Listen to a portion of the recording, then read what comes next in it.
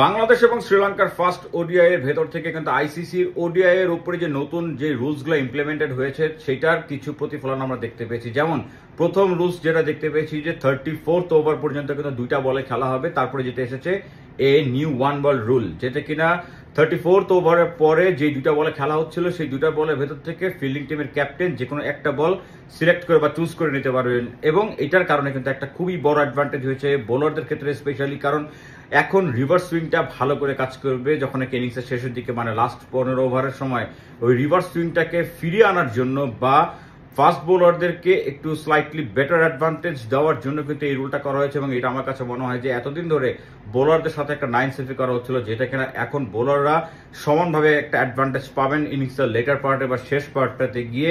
আর আরো একটা রুল কিন্তু ইমপ্লিমেন্টেড হয়েছে এইটার সাথে, সেটা হচ্ছে শর্ট ক্লক রুল, যেটাকে বলা হচ্ছে যে দুইটা ওভারের মাঝখানে মানে একটা ওভার শেষ হয়ে আর একটা ওভার শুরুর মাঝখানে যে গ্যাপটা থাকে, যে ওভারের ইন বিটুইন দ্য ওভার্স যে টাইমটা থাকে, সেটা যদি পরপর